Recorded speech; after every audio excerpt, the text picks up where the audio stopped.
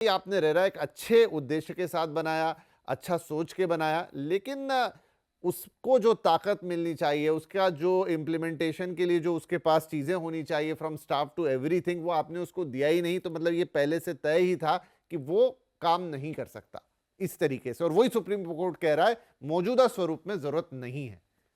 जैसा मैंने पहले कहा था विपिन जी, ज़रूरत है इस बात की कि बजटरी एलोकेशंस बढ़ाए जाएं, क्योंकि ये चीज़ बहुत ही वाज़े तौर पर हम सबके सामने नुमाया है कि स्टाफ की कमी हो, चाहे रेरा में, या टेक्नोलॉजी की कमी हो। हम बात कर रहे हैं अभी AI, machine learning, lot of these things what we spoke about was, उससे पहले हम जिस चीज़ का जिक्र कर रहे थे वो लैंड टाइटल का जो ब्लॉकचेन बनाना।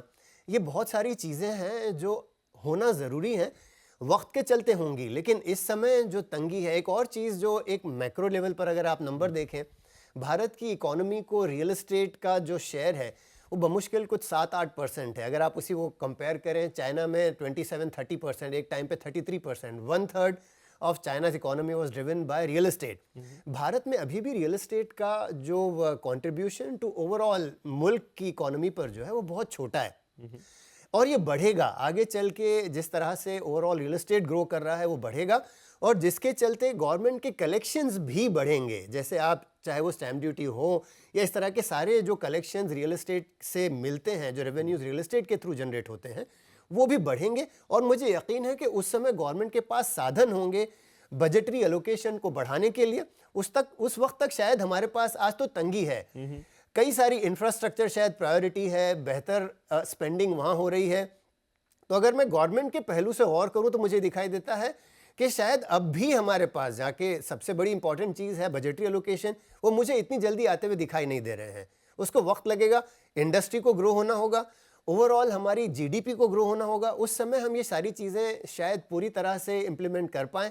लेकिन इन द शॉर्ट टर्म अब बात आ रही है जो अभी थोड़ी देर पहले चल रही थी कि और गेरा साहब जब कह रहे थे, मैं थोड़ा सा फिक्रमंद हो गया कि भाई इस चीज़ का भी सारा क्लाइंट के, खरीदार के सर पे कैसे ठीकरा फोड़ा जा सकता है। खरीदार बेचारा पैसे खर्च कर चुका है, उसके बाद भी अगर ये कहना कि भाई उसके लिए ज़रूरी है कि उसे विजिलेंटे बनना है, मुझे नहीं लगता कि ये एक सही अप्रोच है। इंडस्ट्री बॉडी के तौर पर आप क्या कर रहे हैं, चाहे वो क्रेडाई हो, नरेटको है, what role are they playing? Are they ensuring that उनके लोग जो हैं, उनके जो मेंबर्स हैं, वो सही तौर पर खरीदारों का पूरा साथ दे रहे हैं? वो सारी चीज़ें करनी ज़रूरी है।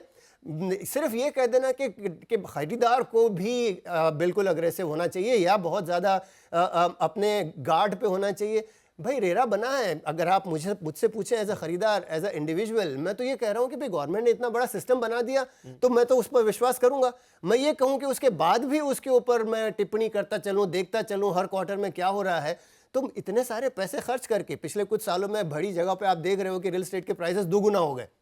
2 साल पहले, 4 साल पहले मैं 100 रुपए की चीज़ थी, अब 200 में खरीद रहा हूँ, लेकिन उसके साथ मुझे विजिलेंट भी रहना है। तो ये चीज़ थोड़ी सी शायद मुझे दुरुस्त नहीं लग रही। आगे चल के बहुत सारी चीज़ें इंप्रूव होनी, उसमें से एक ये भी है कि खरीदार के सर पर ही सारा ठिकरा ना फोड़े। तो क्विक कमेंट फिर यहाँ बनता है रोहित सर का और राम रेड्डी सर का। रोहित जी,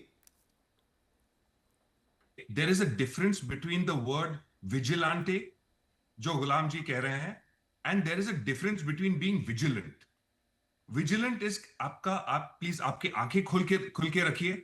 जब आप घर खरीदने जाते हो, वो डेवलपर का ट्रैक रिकॉर्ड क्या है देखिए। जब तक रेरा डेवलपर रेटिंग नहीं ले आएगा, एक बार रेरा ने डेवलपर रेटिंग ले आया, then you know what is the track record, what is the history, what can you expect, etcetera etcetera. वो आज सिस्टम में नहीं है। तो it is important that everybody be vigilant. Vigilant and vigilante is very, very different. That's all I will have to say about Gulam's comment. Okay Ram sir. Yeah, customer should be always be careful when you're investing. I Rosie ji जो बोला है, I सहमत हूँ, because you are investing so much money, you are investing into a property. देखना है वो properties को legal opinion देखना है, develop देखना पड़ता है। Just there are registration का, I mean, as he said, Credai, yes, we are doing our best to make our developers right. But 100% किधर भी होना मुश्किल है, बहुत मुश्किल है। Not only Credai developers are non-developers. There are registration. Not only everybody is not registered under. I mean, Credai में जो भी है पूरा देश में उतना डेवलपर्स नहीं है। पूरा only we have only 13,000 developers. पूरा देश में देखें तो I mean maybe 1 lakh developers है, उससे ज़्यादा भी हो सकता है। मगर developer there are some people greed है। आई मीन प्री सेल्स करता है, प्रॉमिस ज़्यादा प्रॉमिस करता है, डिलीवर नहीं करता है and they don't expect the future क्या होगा, एक्सपेक्ट नहीं करता है। रेट बढ़ता है वो एक्सपेक्ट नहीं, जैसा गुलाम जी ने बताया, we have to take all factors into consideration to construct a property project. मगर कुछ फेल्यूर होता है, they don't have, everyone is not capable of doing it. वो समय में अरे मीन परचेजर भी, खरीदार भी देखना है ये डेवलपर कुछ पीछे प्रोजेक्ट बना है क्या है, उसका हिस्ट्री क्या है, पूरा देखना पड़ता है, लीगली भी देखना पड़ता है, उनका एबिलिटी देखना पड़ता है, इतना पैसा इन्वेस्ट कर रहा है। So definitely I feel developer definitely mean greed नहीं रहना है। एक तरफ से developer has to take every responsibility, दूसरी तरफ से मतलब खरीदार भी he should be careful of investing. That is only my suggestion. इस पर कुछ और कहना चाहेंगे गुलाम साहब? नहीं देखिए, मैं यही सोचता हूँ कि अगर मैंने फॉर एग्जांपल एक रोल्स रॉयस या BMW ख़रीदी, तो क्या मैं उनके पीछे पड़ा रहा हूँ कि भाई आप कौन सा इंजन लगा रहे हो, कौन सा पेंट कर रहे हो, कब दे रहे हो, सारी चीज़ें। भाई ये रियल एस्टेट पे ही क्यों, मैं चाहे कोई चीज़ कंज्यूम कर लूँ, मुझे अगर कुछ ख़रीदार होने के बाद, प्रोडक्ट इस्तेमाल करने के बाद कुछ दिक्कत है सर्विस से या प्रोडक्ट से, तो मैं ग्रीवांस रेस कर दूं। यहाँ तो प्रोडक्ट मिलने से पहले ही मेरे सर पर ये आ गया है कि मैं उस पर ध्यान भी रखूं, डेवलपर का भी सारा चीज़ मैं गौर करता रहूं, रेरा चेक करता रहूं। मैं उस चीज़ पर ध्यान देना चाह रहा हूं कि भाई ख़रीदार से ये क्यों तवक्को या उम्मीद रखी जाए कि वो इस चीज़ पर गौर करें। खरीदार तो बेचारा ऑलरेडी अपनी जिंदगी का सारा सरमाया आपके टेबल पे आपके सामने रख चुका है। कम से कम अब तो आप पर यह फर्ज बनता है, रिस्पॉन्सिबिलिटी बनती है कि सिंसियरली और सीरियसली हर पूरी एफर्ट करें।